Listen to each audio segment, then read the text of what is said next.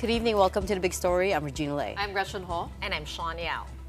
Tonight's big stories. The long-drawn legal battle over the biggest pork barrel scam in the country has ended in an acquittal.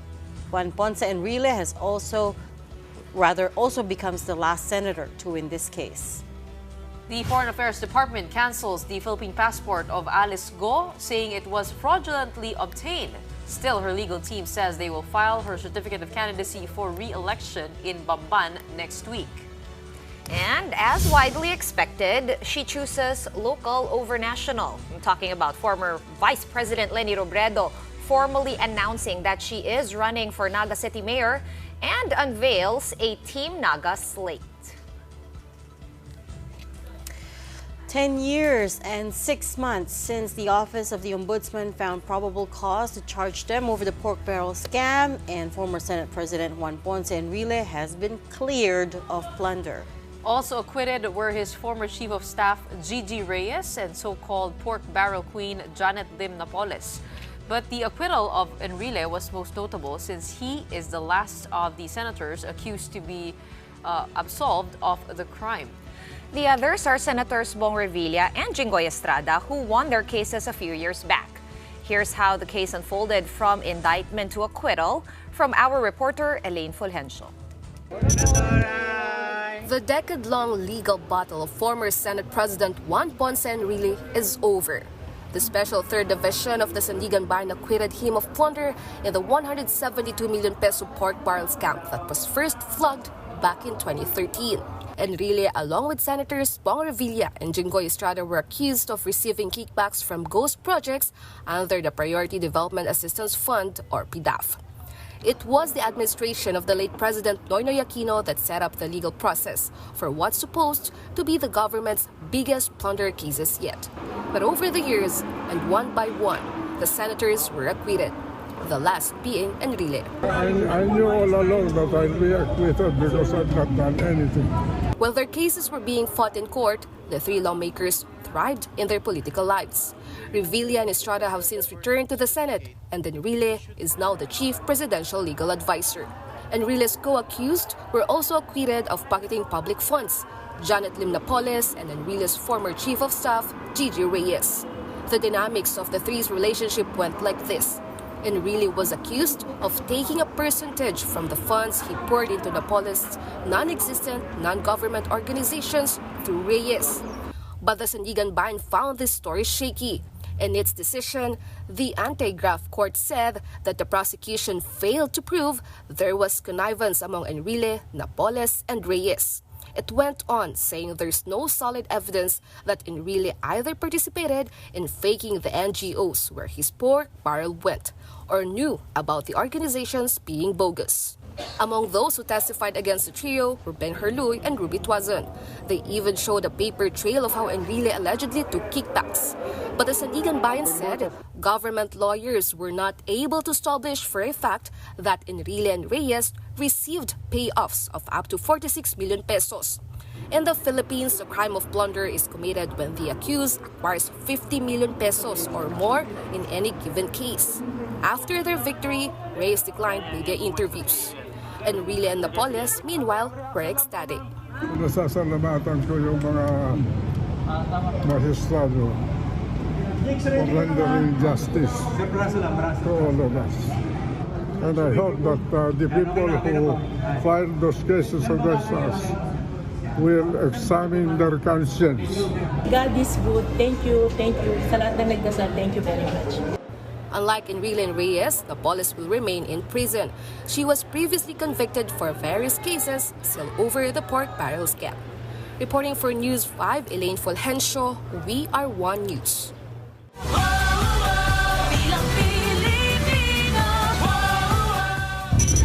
And just like that, we are halfway through the week-long filing of certificates of candidacy for the 2025 elections.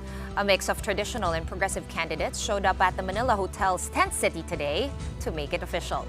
Our reporter Mon Gualvez recaps what happened on day 4. The entire Makabayan Coalition senatorial slate filed their respective certificates of candidacies today. The 11-strong slate represents various sectors. Their lineup is made up of Kilusang Mayo 1 Secretary General Jerome Adonis, ACT Teachers Party List Representative Franz Castro, Gabriela Representative Arlene Brosas, Fisherfolk Ronel Arambolo, Registered Nurse Jocelyn Andamo, former Bayan Muna Representative Teddy Casino, former Gabriela Representative Liza Maza, Kadamay Secretary General Mimi Doringo, Pisto National President Modi Floranda, Sandugo Co-Chairperson Amira Lidasan, and Kilusang Magbubukid ng Pilipinas Chairman Danilo Ramos. Their advocacies range from wage, healthcare, women's rights, and putting a stop to political dynasties. The time is right na meron isang progresibo, isang National Democrat na pumasok sa Senado. I think yung pagbalik ng Marcos sa pwesto ay nagsilbing malaking aral sa ating mamamayan na itong mga political dynasties na ito, kapag hindi mo talaga tinigil, hindi mo winakasan, babalik at babalik. For Castro, she seeks to amend the law on the use of confidential funds. Nakita niyo naman po yung naging struggle natin doon sa confidential funds ng Office of the Vice President. Lalong-lalo na kay Vice President Sara Duterte, na napatunayan naman natin na merong misuse, illegal, at nagkaroon ng notice of disallowance. Kaya no po tayo sa confidential funds. Bawal po ang pusit kapag ako po ay naging senador. Also filing her COC today is Las Piñas Congresswoman Camille Villar, who is gunning for a Senate seat under the administration slate. Supporting Camille were former Senate President Manny Villar and brother Senator Mark Villar. She was then asked about the issue over political dynasties. I think what's very important here is that, to remember here is that we were all elected officials. My father, my mother, and my brother. And nagpapasalamat po kami sa ng taus-puso sa ating mga kababayan sa patuloy nilang pagsuporta at pagbibigay ng tiwala sa aming pamilya Villar. Talagang ang gusto lang po namin ay makatulong sa nakakarami. Also coming from a known political family, outgoing Makati Mayor Abby Binay filed her COC today. She's gunning for a Senate seat as part of the administration's alyansa para sa bagong Pilipinas slate. During the post-filing interview, Mayor Abby refused to comment on the looming showdown between her husband Congressman Luis Campos Jr. and sister outgoing Senator Nancy Binay over the seat she's vacating. She did, however, admit that she initially wanted to run for a local post. Yung unang iniisip na tumakbo sa Taguig was really an option because there were a lot of people that wanted me to run in Taguig. Pero ang hirap po kasi doon sa Taguig dahil hindi ho ako nakaupo, iba ho ang nakaupo. Mga kalaban ko po ay incumbent if ever. She has the machinery, she has all the employees in City Hall that will eventually rally for her. So medyo mas mahirap po yung laban. Also gunning for the Senate is one rider party list Congressman Bonifacio Bosita as an independent candidate. In the party list race, you have Gabriela, and one rider. Also fighting their con-cans are the Ilocano Defenders and Bangon Bagong Minero or BBM party list, whose first nominee is Attorney Buco de la Cruz. They're among more than 40 other party list groups vying for seats in Congress. For News 5, Mon Gualvez, we are One News. Well, you know what? A small issue has come up with the new election systems provider, the South Korean firm Miru. One of its local partners, St. Timothy Construction Corp. Or STCC, has withdrawn from the joint venture, citing conflict of interest as some of its owners have plans to run in next year's polls. That leaves 3 firms in the joint venture. Pasig Mayor Vico Soto later on claimed that one of his expected rivals in the city owns St. Timothy, as well as another firm called St. Gerard. Among St. Gerard's owners is Sara Discaya, a businesswoman who is widely expected to run for Pasig City Mayor next year. Soto slammed the owners over the conflict of interest and also claimed that they have a questionable track record as government contractors. Still, Comelec says St. Timothy's withdrawal from the joint venture doesn't affect their preparations for next year, as most of the equipment have been delivered. Una, 50% na po ng lahat ng makina ay na-deliver sa amin. Number 2, yung nga po mga makina ng printing na gagamitin sa pag-iimprenta ng balota ay nandito na lahat. 300 million pesos ang isa. Yun nga pong mga peripherals, laptops at iba pang kagamitan na gagamitin po para sa eleksyon, 100% na pong na-deliver sa atin. So ibig sabihin, kung may mga natitira mang konti, yan po ay yung training na lamang ng mga technicians, yan po yung mismong pagsiset up ng mga repair hubs.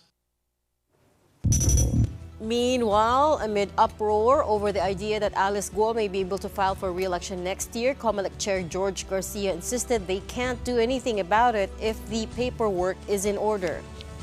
Ang duty ng COMELEC ay tagatanggap lang ng Certificate of Candidacy.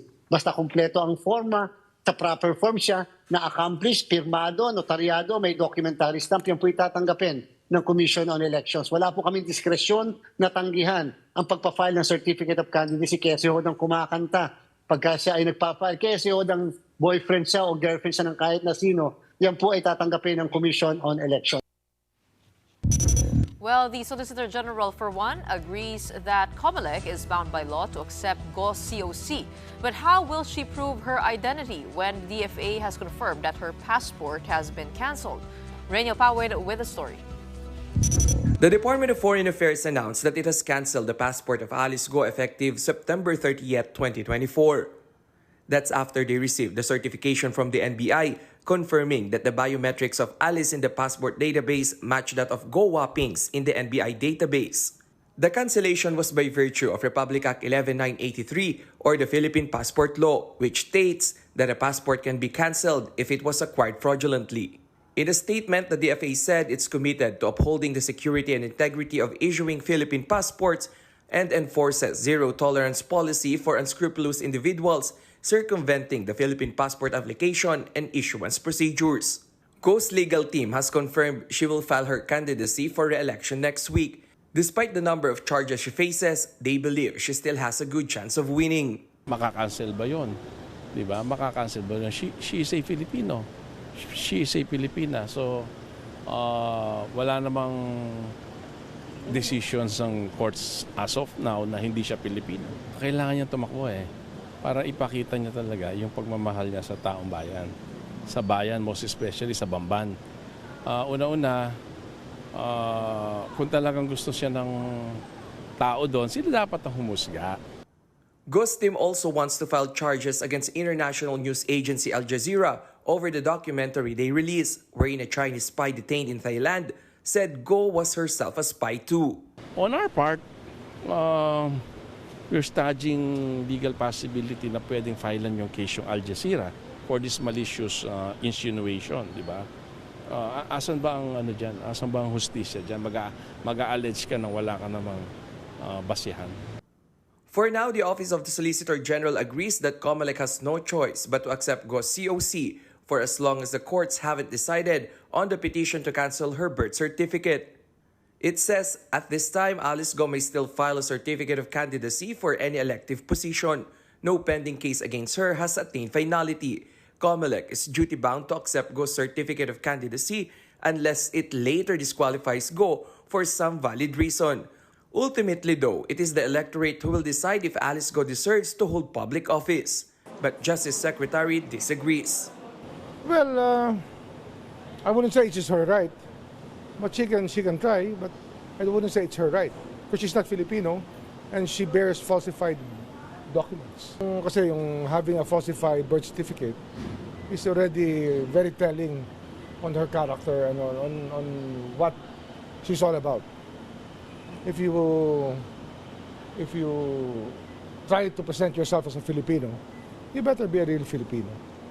Remulla says they will study how to block Go's bid for re-election.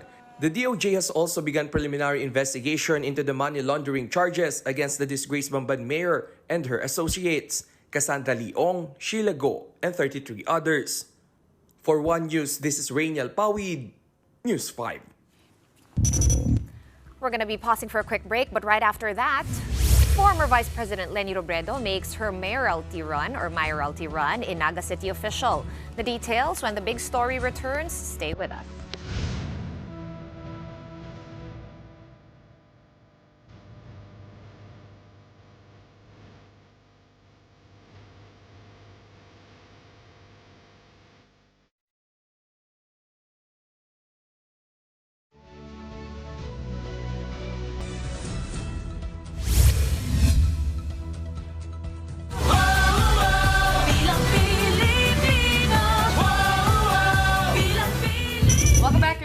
big story here on One News.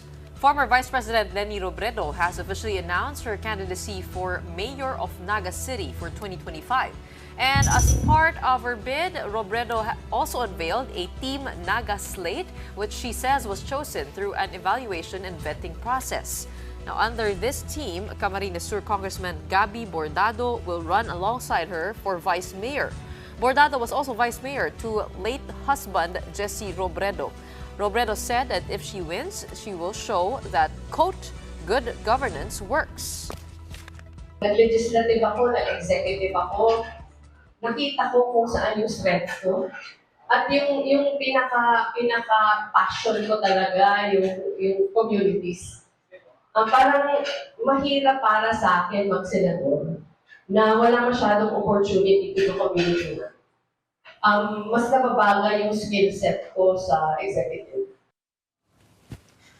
Politicians have been visiting Robredo in Naga in recent weeks, including most notably Vice President Sara Duterte. Fellow opposition leader and former Senator Sonny Trillanes criticized Robredo for accepting the House visit, saying she shouldn't have, quote, sanitized Duterte, and that however way you looked at it, it was the wrong move. Today, Robredo was asked about former Trillanes' reaction. Alam natin na for a very long time talagang nilalabanan na ni Senator Trillanes yung Duterte. At naiintindihan ko where he's coming from. Medyo nag-react lang ako dun sa isang statement niya na sinasabi niya na alam ko na beforehand. In fact, naglinis ako ng bahay namin. Kasi alam ko na beforehand na bibisitahin ako. Hindi yun totoo. Kaya nga sinasabi ko na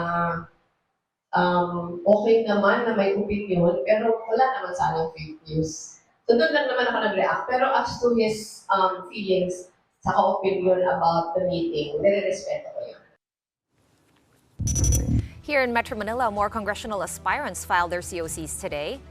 Former Makati Councilor Vincent Sese formalized his bid for representative of Makati 2nd District. Former Caloocan Congressman Egay Erice is seeking a return to the lower house as Caloocan 2nd District representative.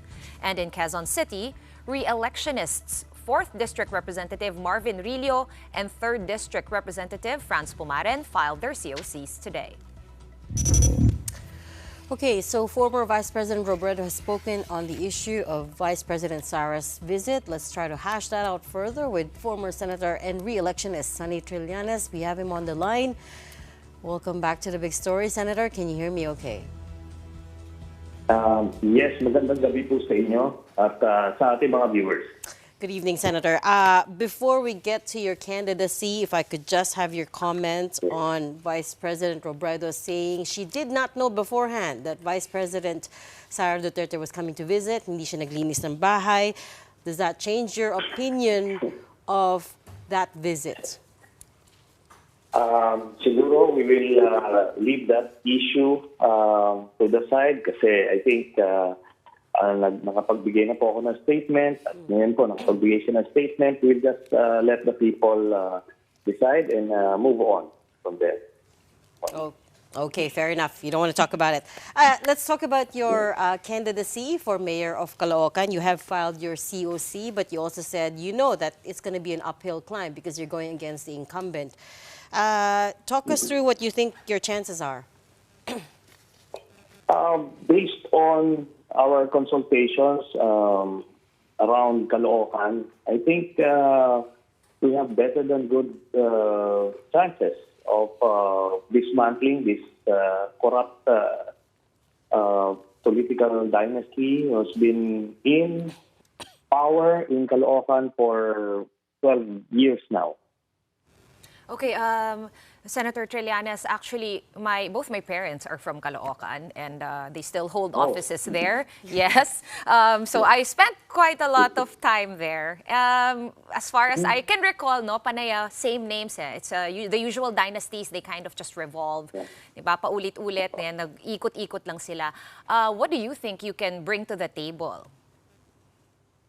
Ang plano po natin i-implement sa Caloocan, ganun po, no? It may sound general for our viewers, pero ang starts po with eradicating corruption. Pagka tinanggal po namin yung corruption sa City Hall ng Caloocan, we would free up at least 2 billion pesos. At itong 2 billion pesos na to annually na nakukurakot ay marami pong mapopondohan ng mga social programs po yan across different sectors. Okay, to be fair though, Senator Trillanes, napakadami na rin po nagbago sa Caloocan, no? In the past, I guess, 40 years, I should say, since I've been alive. Where do you plan to take this? Kasi before, kasi panay ano yan opisina, di ba? Panay mga warehouse, napakadami pong negosyo. What's a plan for businesses, to be able to support you fully? Okay, ito po, no? Contrary to the impression na sinasabing maraming nangyari, of course, from, let's say, back in the 80s, talagang kaunti lang naman yung population. But relative to the different cities, talagang pinaka-backward ang Caloocan dito sa Metro Manila. Doon po ang may pinakamaraming mahihirap po sa mga depressed area. So we plan to change that. Ngayon yung sinasabi ko, it starts with eradicating corruption. Yan po, pagka nalaman po ng mga negosyo that iba na ang sitwasyon sa larangan ng governance, ma-attract po sila. But we will do more than that. We will be waiving off yung mga permits and real property taxes and other business taxes for new businesses who would set up Caloocan. So yan po, no? It will attract businesses papunta sa Caloocan. Then it will therefore generate jobs for the people of Caloocan. Ganon din po dun sa mga loyal businesses who have stuck it out sa Caloocan despite the bad governance there. Meron po tayo, i-reduce po natin yung business taxes and permits. Then, yung mga residente, babawasan po namin yung real property taxes kasi ginawa po ng mga nakaupo ngayon, in-increase nila to almost 300% ang real property taxes sa Caloocan. Lalo ngayon na choke at hindi umiikot yung pera sa Caloocan, yung imbis na sa kabuhayan nila o sa pag-aaral yung napupunta, pinukuha ng City Hall, then binubulsa naman. No? So mabawasan natin yan. We will make life a bit easier sa mga homeowners doon. No? Pero marami pa pong problema na basic. Yung criminality, problema yan, poverty. So ito na nga, yung by generating employment, we should be able to solve the poverty situation in Caloocan and therefore mababawasan na rin yung mga crimes of poverty or crimes related to poverty. So marami po, yung basura, yung mga sira-sira infrastructure. We will be dealing with all of those, moving the rest of the city to the road to progress. Senator, you've been in a national seat for 12 years, 2007 to 2019. As a senator, this is your first time joining the local elections. What is curious to me is why you chose Action Democratico as your party. What brings you in alignment with Mocha Uson, with Isko Moreno, when before kayo po ay naging kritikal kay Mayor Isko noong binatikos niya si Vice President Leni Robredo, sinabi niyo na pinapakita niya yung tunay niyang sarili.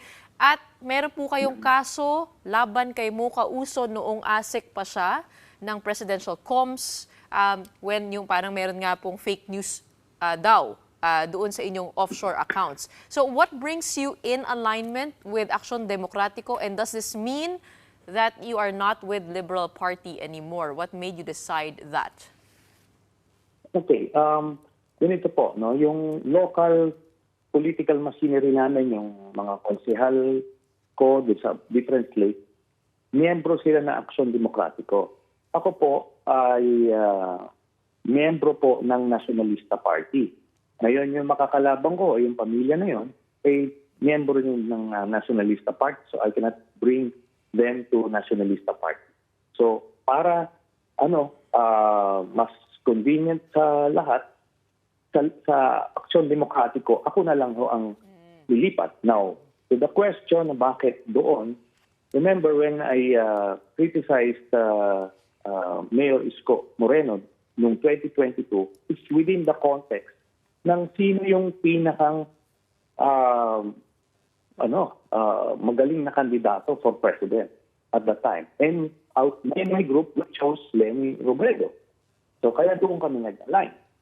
And pero as far as local governance is concerned,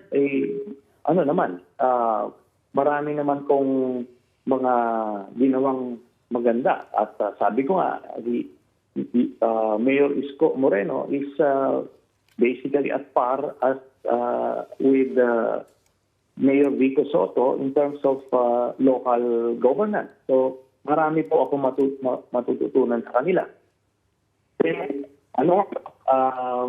Itong Action Democratico, meron po silang programa na hindi sila, nakatutok lang sila sa local candidacies, mga pinifil nila. So, mas matutulungan na Action Democratico yung buong slate po namin sa Caloocan. Now, as to Ms. Mocha Uson, she joined Action Democratico after me. So, hindi naman ako may control nung kung sino po ang sasali dyan sa partido niya. And besides, councilor po ng Manila yung sasamahan niya. So, dito po kami. So, meron po kaming autonomy within our candidates in Caloocan. So, ako po ang may control. Tuloy pa rin po yung kaso laban kay Ms. Mocha Uson. Sabi nyo, sinabihan po ata kayo ng gwapo kayo sa personal. Ano naman po tayo, hindi naman po tayo ganun karupok. No? So, tuloy pa rin po yung kaso. Senator, let me just pick on something you said. So your plan is to cut taxes across the board. Yes. It's a bit of a populist move, and of course everyone will be happy with it because who wants to pay taxes, right? And it brings in the votes. But of course, on the other side of it, you will have less money. If you win the seat, you will have less money to run City Hall. What's going to be the plan there? Ganito po, no? It's not a populist move. It's not a populist move because the votes are coming from the depressed area and the poorer community. But the businesses, they would expand by encouraging them, by making Caloocan City business-friendly. They would try to set up businesses here which would generate jobs.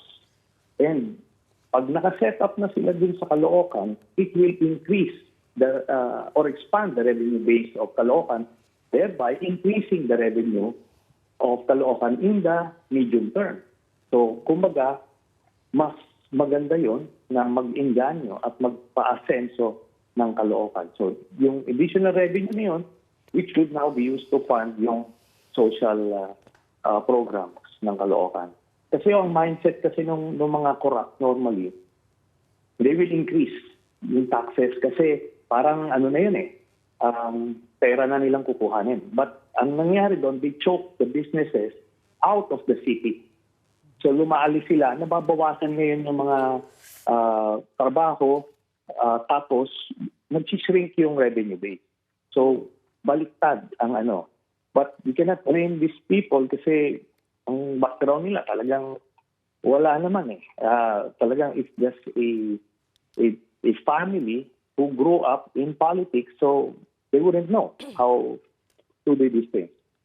Okay, going back to, since we were already talking earlier about political parties, gusto ko lang sana maitanong sa inyo rin, since ako personally, na-associate ko po kayo, Senator, sa Magdalo Group.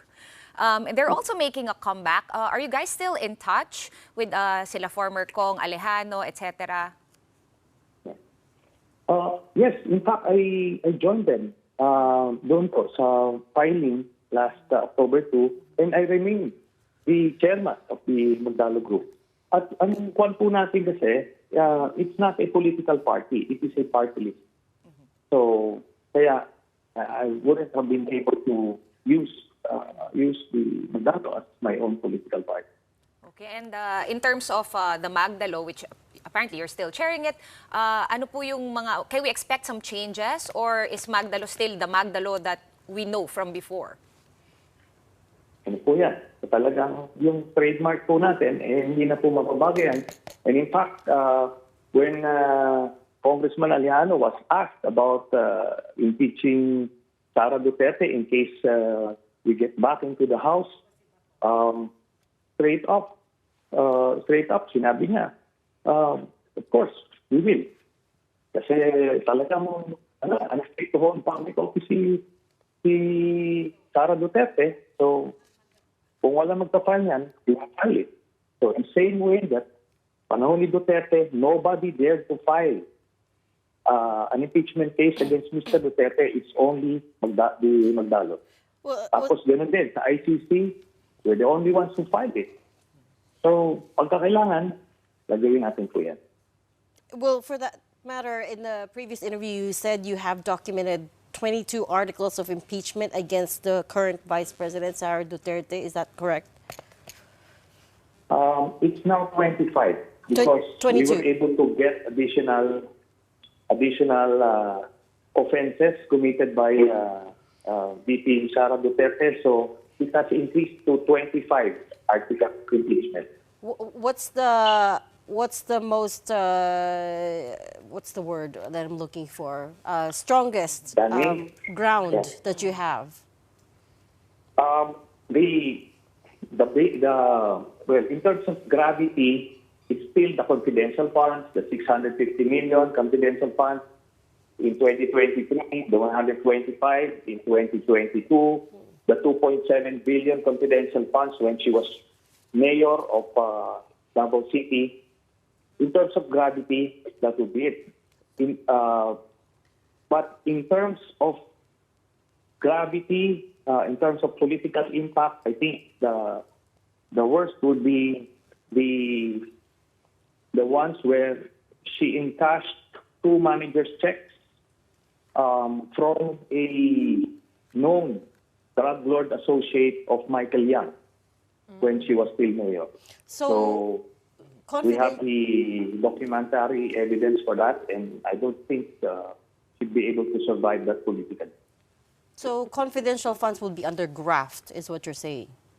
Graft or malversation? Yes. Which one? Yes, graft and corruption. Graft and corruption. Well, kasi today, Senator, obviously, nakuha ninyo, I'm sure you've heard the news, no? Na-acquit nga lahat ng mga dawit, halos, no? Sa pork barrel scam related to Janet Napoles and the ghost NGOs from before. How do you feel, no, that, 10 years down the line, baka maibasura lang din naman pala yung mga kaso. Although I know we're talking about impeachment here, which will be up to the legislature to decide. But, the cycle kasi is, a lot of these cases, we spend so many hours on inquiries, and then in the end, wala, binasura rin. Ganito po kasi, no?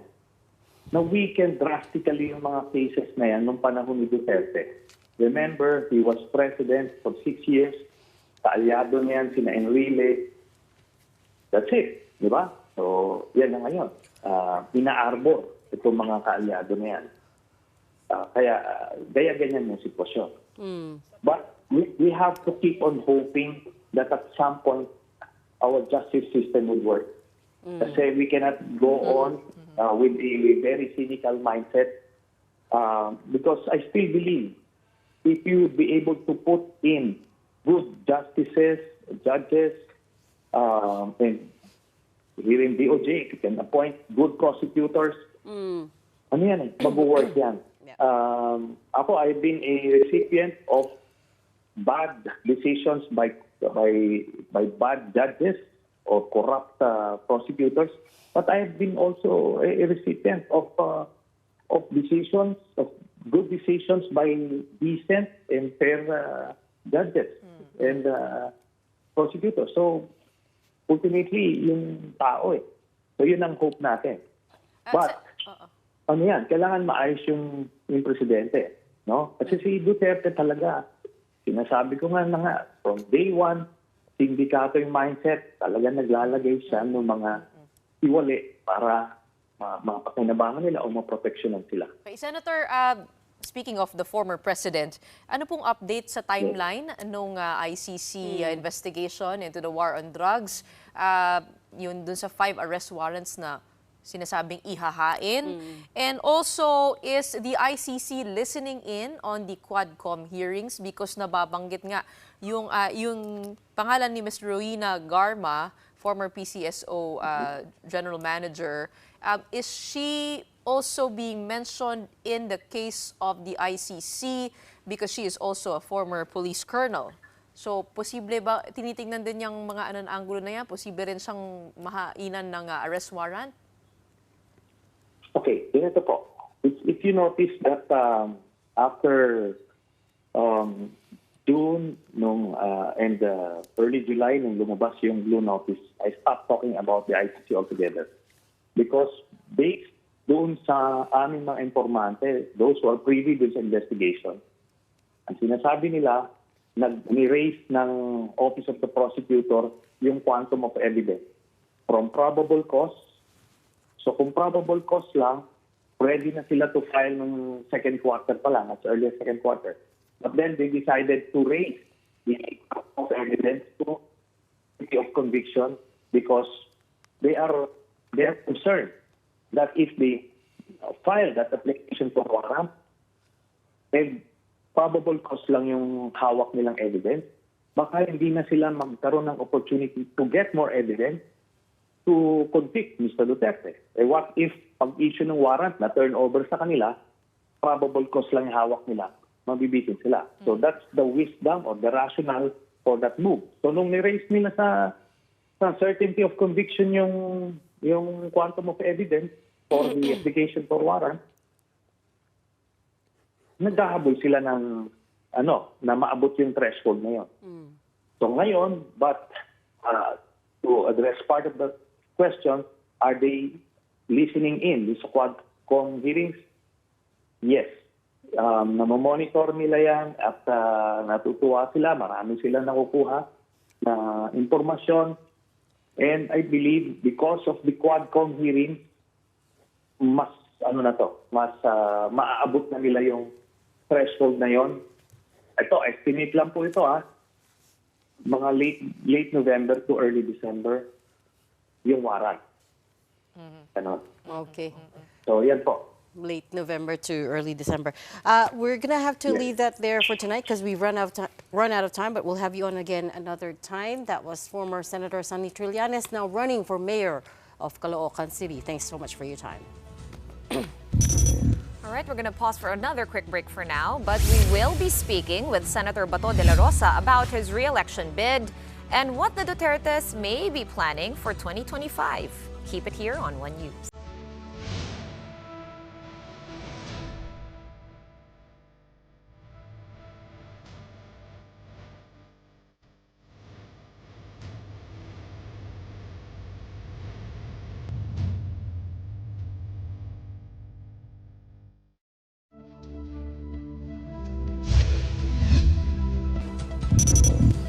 Welcome back. You are still on the big story here in One News.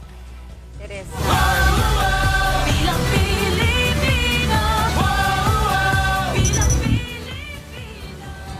As I was saying, we are about halfway through the filing of certificates of candidacy, and one big question still remains. What will the Dutertes do? So far, only 3 of the official PDP Laban senatorial bets have filed. Those are Senators Bato de la Rosa and Bongo, as well as actor Philip Salvador. The men have said that they are still trying to convince the former president to run. Separately, Davao City Mayor Baste Duterte has said that he is okay to join the Senate race, provided that one of his family members takes over his seat as mayor of Davao City. But PDP has yet to name other candidates for the national posts, much less for the local positions. Let's dive into this. Joining us tonight is re-electionist Senator Bato de la Rosa. Good evening, Senator. Good evening, Gretchen at ladies. Magandang gabi sa inyo lahat. Regina and Shawn po kasama ko.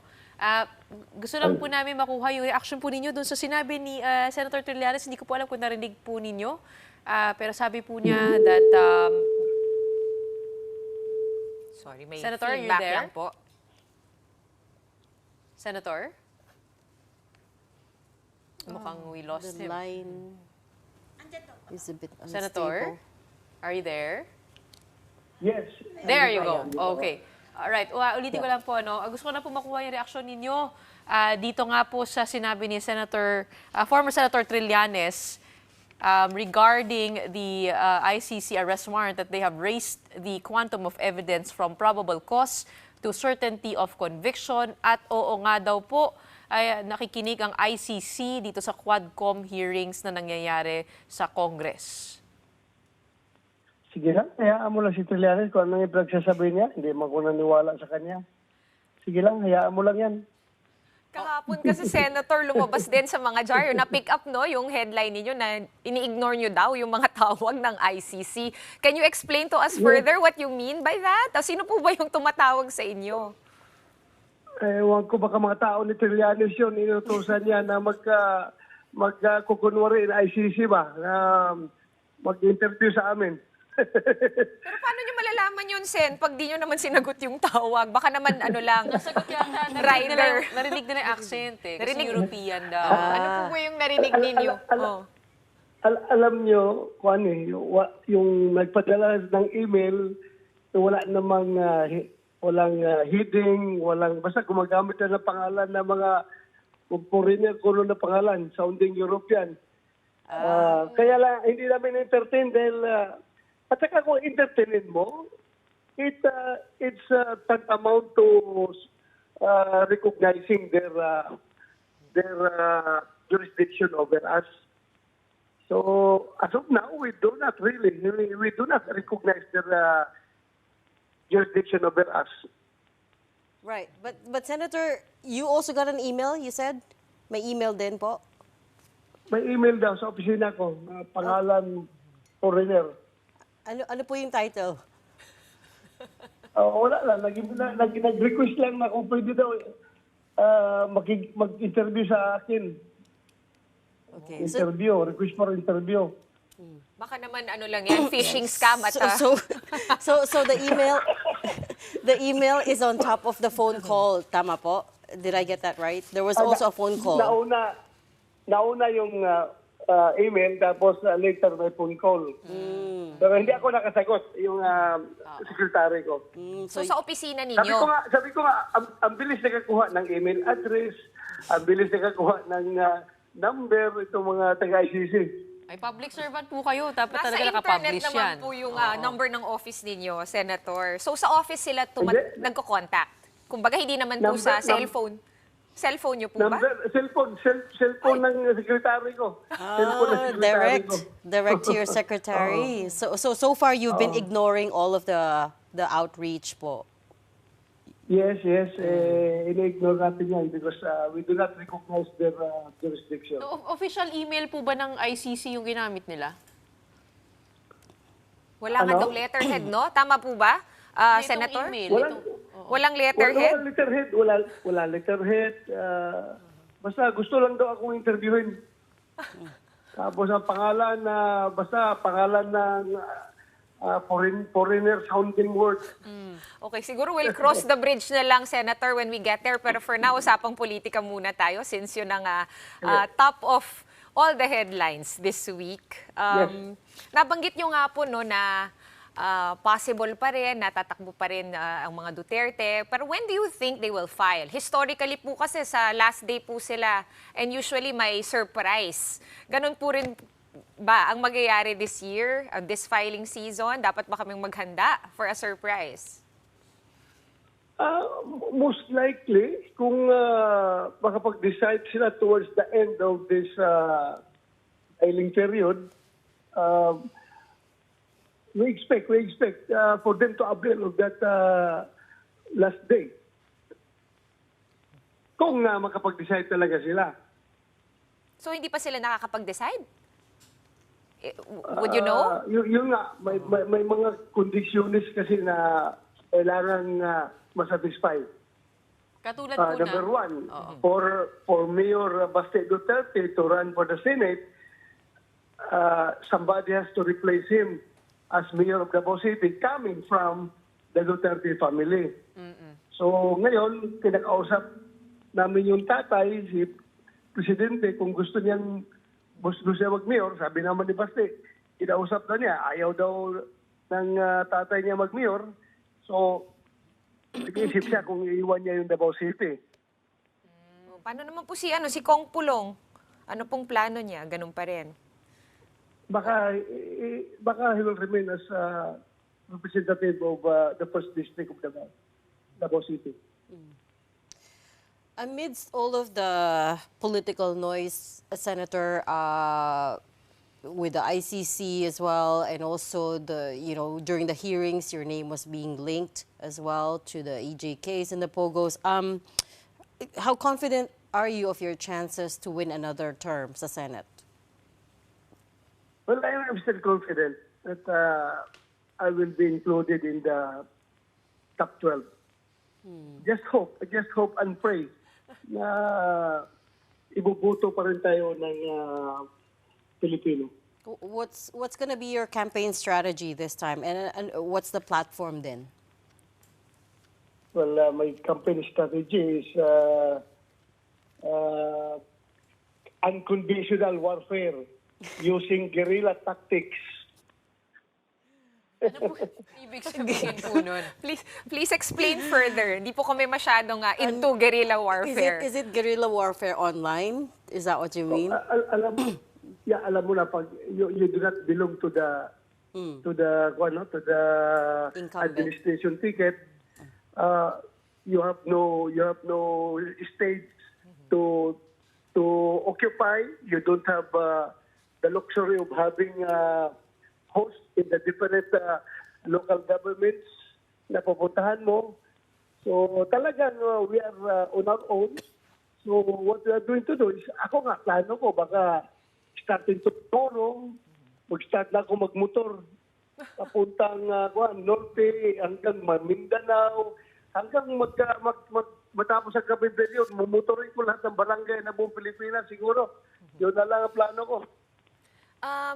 Yung plano nyo pong yun, kasama nyo po ba, kayong tatlo, no? Kasama si Ipe Salvador at saka si Senator Bongo, kayong tatlo po yung nasa PDP laban. Are you planning na tatlo kayo lagi magkakasama, or will you be divide and conquering? Oo, pahiwa-hiwalay, ganyan. Ano po yung plano? Kasi so far, based sa mga reports, mas magkasama po silang dalawa, no? Si Senator Bongo at saka si Philip Salvador po. Siguro pag merong mga LGU na very brave enough to host us, mag-offer sila na pupunta kami sa kanilang lugar, then that would be the time na magsama-sama kami. Otherwise, kung walang organized na campaign activity na pupuntahan, baka mag-individual muna kami, punta-punta muna sa mga dapat puntahan. Kamusta po ang PDP laban ngayon, no? From the majority and administration slate aside, ngayon kayo na po yung, kumbaga, forgive me for using this word, pero medyo na-etsapuera po kayo. It must be a big change. So your strategy must have gone 180 rin in the opposite direction, Senator. How are you coping with all of that? Ako na lang talaga, dasal na lang talaga.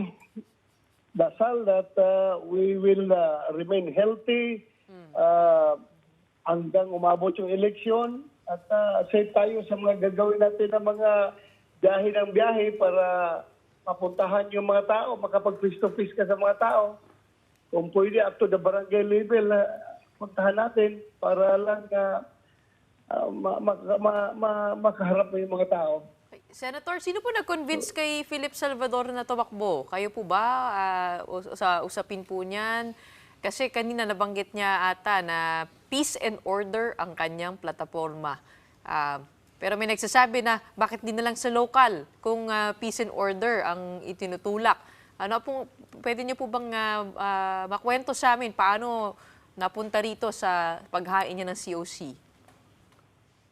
Well, ang una talaga is basically, personally, on his own, on his personal level, talagang gusto niya tumakbo. Then ngayon, lalo siyang nagka-interest na tumakbo dahil nga binigyan siya ng basbas si Pangulong Duterte na tumakbo. So, yun na. Nag-decide talaga siya na tumakbo. So, yan, magtutulong-tulungan na lang kami with our very limited resources. Magtulong-tulong kami na aming mapatakbo yung aming campaign. Nahirapan ba kayo magbuo ng buong slate? Kasi tatatlo lang po kayo, dalawa pa po kayo incumbent.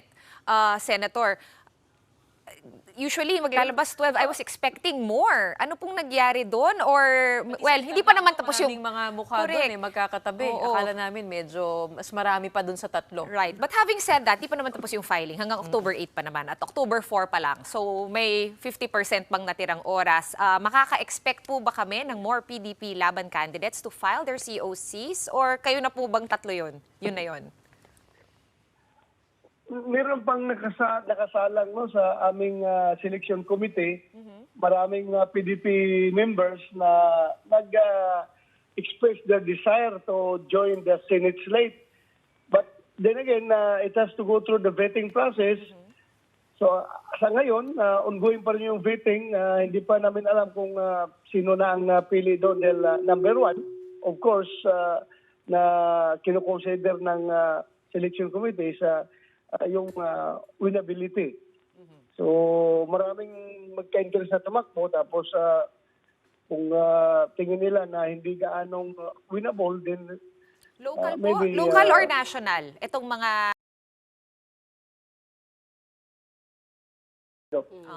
Okay, Senator, alam natin nung nakaraang eleksyon, unit team, no? Magkasama yung administration at yung partido nyo po. Pero ngayon, magkahiwalay na.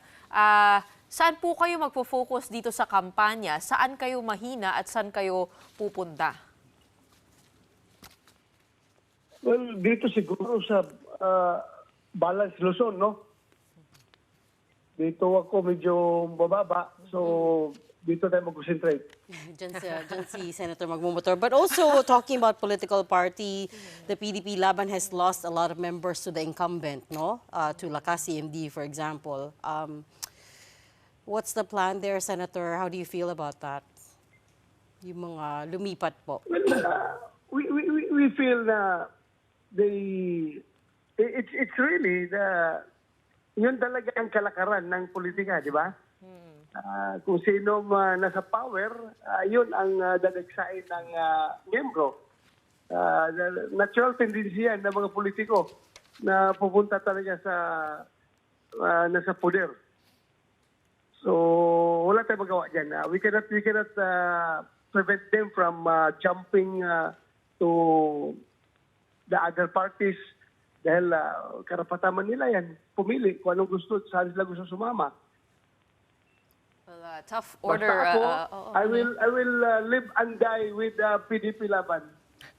Well noted, Sen. Loyal to si Senator Bato de la Rosa.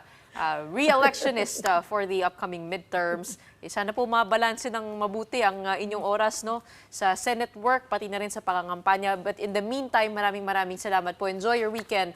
Thank you so much for joining us tonight, Senator Ronald Bato de la Rosa. Before we say goodbye for this week, here is our big picture for tonight. Well, it's official. Well, actually, official na yata siya for a month now. But the Christmas season has begun here in our neck of the woods. With just 82 days to go before the big holiday, the big red ball over at the Launchpad building has been lit up with this year's Christmas design. Of course, it's set up so anyone who passes or visits can take photos or snap a selfie. The Launchpad building is at the corner of Reliance and Sheridan Streets here in Mandaluyong City. Napansin nyo this year, parang di masyado na pag-uusapan yung Pasko, tsaka si Jose Marichan. Alam niyo kung bakit? Tingin ko. Kasi mainit yung balita kay Alice Go. Ewan ko lang sa'yo, pero sa akin na pag-uusapan pa rin si Jose Marichan. Hindi eh. Kasi September 1 pa yun yung debut niya every year. Marami kasing nakakamiss ng mga hearing daw dahil nakapost. Dahil nga doon sa filing ng COCs. So may Kasi mga nagreklamo naka-adjourn. sa feed ko na I don't understand it. It's only October. tumigil yung Wala kanilang... pang Halloween. Oo You have to get nga, past no? Halloween first. Oo. And then... Si Regina kasi matagal na nawala dito sa Pilipinas. Hindi siya sanay I'm ng saying, September you pa have to lang. get past Halloween first. And Tsaka then... yung araw ng patay mo na undas. Undas. Before Well, it's a you... good reminder for us, the lights outside TV5, if you wanna come and feel the Christmas spirit. Maraming mga ilaw dito na babati sa inyo. Oo nga. It's also cold here. Oo. Kaligtaan mo yung nasabihin na bumaba yung inflation just in time for Oh, yeah, that's Christmas. right. Diba? Oh, okay. Because it's election use. year, so... So, tignan natin, di ba? Kung mas masagana ang Pasko ngayong 2024, pero December 25 pa yon for tonight and this week. We are signing off. That's it for the big story. We are One News, all sides, all the time. Thanks for tuning in. Have a good night and a great weekend.